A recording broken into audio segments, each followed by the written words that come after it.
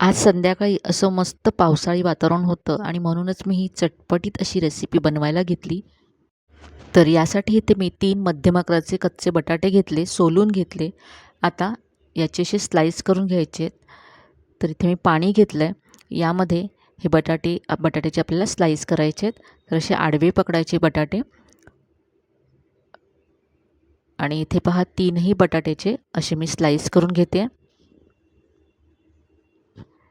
तर अगदी पातळ असे हे काप तयार करून घेतलेत. आता हे 2 वेळा स्वच्छ धुवून घ्यायचे, म्हणजे याच्यातलं सगळं स्टार्च निघून जाईल आणि नंतर आपण हे चाळणीमध्ये काढून घेऊ. तर हे असे मी बाजूला ठेवलेत बटाटे एका चाळणीमध्ये, म्हणजे ते ड्राय होतील. तोपर्यंत पीठ तयार करून घेऊया. तर इथे मी 1 कप बेसन घेतलं. यामध्ये पाव चमचा हिंग घातला, चवीप्रमाणे मीठ घातलं. यानंतर पाव चमचा यामध्ये ओवा घातला आहे आणि पाव चमचा हळद घातली. आता यामध्ये पाणी घालायचं आहे आणि हे पीठ तयार करून घ्यायचं आहे. तर इथे आपल्याला हे जास्त पातळ करायचं नाही आहे. थोडं थोडं पाणी घालत मिक्स करायचे, सगळ्या गुठळ्या काढून घ्यायच्या आहेत. तर इथे पहा हे पीठ मी तयार करून घेतलं आहे. असं आहे हे.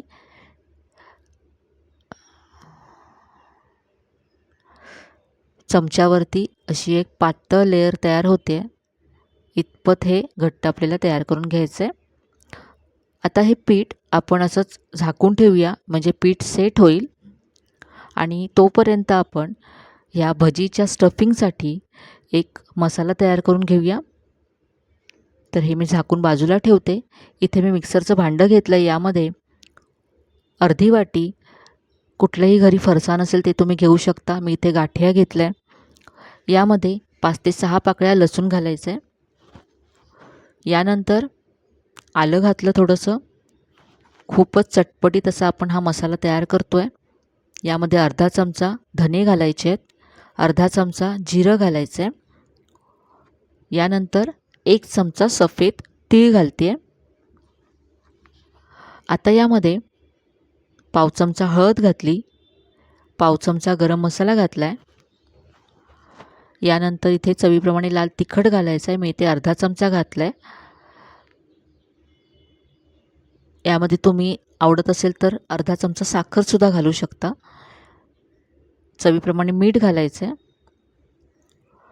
आणि आता पाणी न घालता हे आपल्याला वाटून घ्यायचं आहे. तर अगदी बारीक अशी ही चटणी किंवा मसाला मी वाटून घेतला आहे. एका प्लेटमध्ये मी काढून घेते. आता यामध्ये बारीक चिरलेली कोथिंबीर घालायची आहे. यानंतर 2 चमचे यामध्ये तेल घालायचे आहे, म्हणजे ही चटणी आपली ओलसर होईल, बाइंडिंग येईल चटणीला. आणि यानंतर 1 चमचा लिंबाचा रस घातला. आता हे सगळं मिक्स करून घेऊया. सुरुवातीला असंच मिक्स करून घ्यायचं आहे आणि नंतर थोडंसं यामध्ये आपल्याला पाणी घालून ओलसर करून घ्यायचं आहे. खूपच मस्त चटपटीत अशी ही चटणी लागते आणि वेगळी अशी रेसिपी आहे. तर इथे पहा थोडंसं पाणी घालते मी आणि हे ओलसर करून घेते. तर इथे जास्त पाणी घालू नका, फक्त याला थोडीशी बाइंडिंग येईल इतकं पाणी घालायचे. पहा असं झालं हे. आता जे बटाट्याचे काप आपण तयार करून ठेवले होते ते घ्यायचे आहेत आणि एका भागावर असं लावायचं आहे. हा मसाला लावून घ्यायचा आहे आणि याच्यावरती आता दुसरी स्लाईस ठेवायची आहे. तर बटाट्याची भजी तुम्ही नेहमीच बनवत असाल, पण ही स्टफिंग असलेली भजी एकदा नक्की ट्राय करा. याच्यावरती दुसरी स्लाईस ठेवली आणि असं हे बंद केलं. तर आता असेच आपण स्लाईस तयार करून घेऊया. तर इथे पहा असं मी हे तयार करून घेतलेत. आता आपण हे फ्राय करू. तर शेवटी मी तुम्हाला एक दह्याची मस्त अशी चटणीसुद्धा बनवणार आहे, दाखवणार आहे, त्यामुळे व्हिडिओ शेवटपर्यंत पहा. आता हे पीठ जे आपण झाकून ठेवलं होतं ते 3 ते 4 मिनटं फेटून घ्यायचं आहे.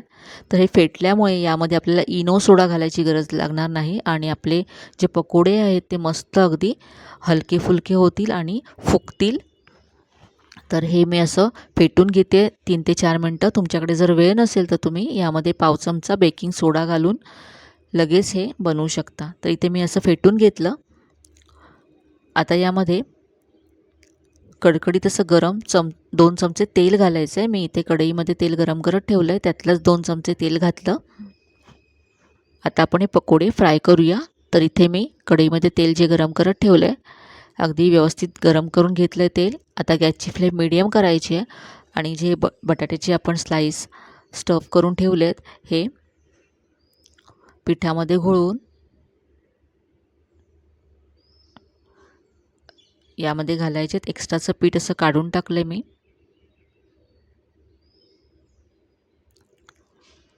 खूपच वेगळी अशी ही रेसिपी आहे. आपण यामध्ये जो मसाला किंवा चटणी आतमध्ये भरली आहे, त्यामुळे हे खूपच छान लागतात. आपल्याला वेगळी याबरोबर चटणी बनवायची गरज नाही आहे. आपण दह्याची एक चटणी बनवणार आहोत याबरोबर. तीसुद्धा खूपच वेगळी आहे.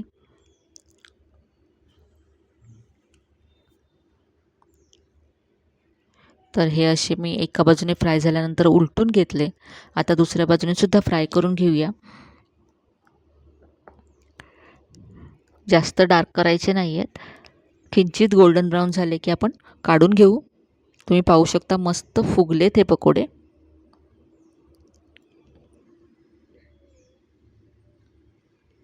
तर इथे पकोडे तयार झालेत. आपण काढून घेऊया. आणि आज आपण जी दह्याची चटणी बनवणार आहोत, त्यासाठी आपण थोडीशी बुंदी तयार करून घेऊया. तर इथे जे आपलं पीठ उरलं आहे, तर त्यातलं असं हाताने थोडं थोडं घालायचं इथे. आणि हा कुरकुरीत असा चुरा तयार करून घ्यायचा आहे आपल्याला.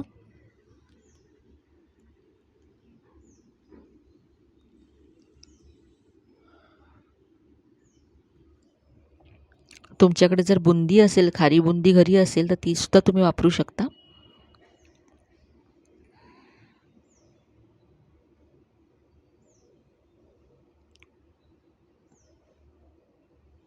तर असा कुरकुरीत करून घेतला हा चुरा मी. काढून घेऊया. आणि आता चटणीमध्ये घालण्यासाठी आपण थोडीशी हिरवी मिरची वाटून घेऊ. तर यासाठी मिक्सरच्या भांड्यामध्ये मी हिरवी मिरची घालते. 1 हिरवी मिरची घेतली मी. यानंतर इथे मी 2 पाकळ्या लसूण घालते आणि थोडीशी कोथिंबीर देठासकट घेतली. यानंतर इथे मी पाव चमचा जिरं घातलं आणि पाणी न घालता हे मी वाटून घेतलं. तर पहा, हे असं जाडसर वाटून घेतलं आहे. तुम्ही कुटूनसुद्धा घेऊ शकता. आता इथे मी अर्धा कप दही घेतलं आहे. फेटून घ्यायचं दही आणि थोडंसं पातळ करण्यासाठी थोडं यामध्ये मी पाणी घालते. थोडंसं अगदी पाणी घातलं आणि मिक्स करून घेतलं. आता यामध्ये आपण जी चटणी वाटून ठेवली आहे, हिरवी मिरची, कोथिंबीर आणि लसणाची जी चटणी वाटली, ती घालायची आहे.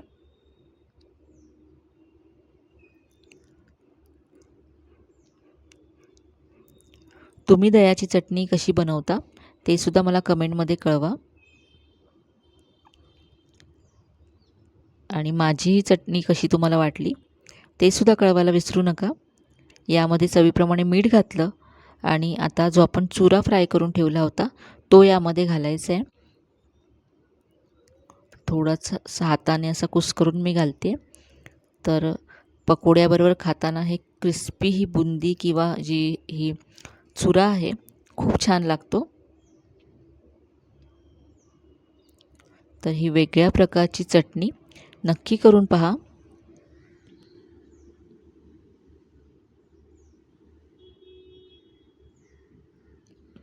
तर आता हे पकोडे मी या चटणीबरोबर सर्व करते. तर आजची ही वेगळी अशी पकोड्यांची रेसिपी आणि त्याचबरोबर दह्याची चटणीची रेसिपी तुम्ही नक्की ट्राय करून पहा. तुम्हाला नक्कीच आवडेल.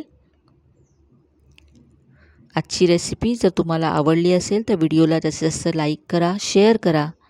चॅनलला अजून सबस्क्राईब केलं नसेल तर नक्की सबस्क्राईब करा. चला तर मग पुन्हा भेटूया अशाच छान छान आणि नवीन नवीन रेसिपीसह. तोपर्यंत धन्यवाद.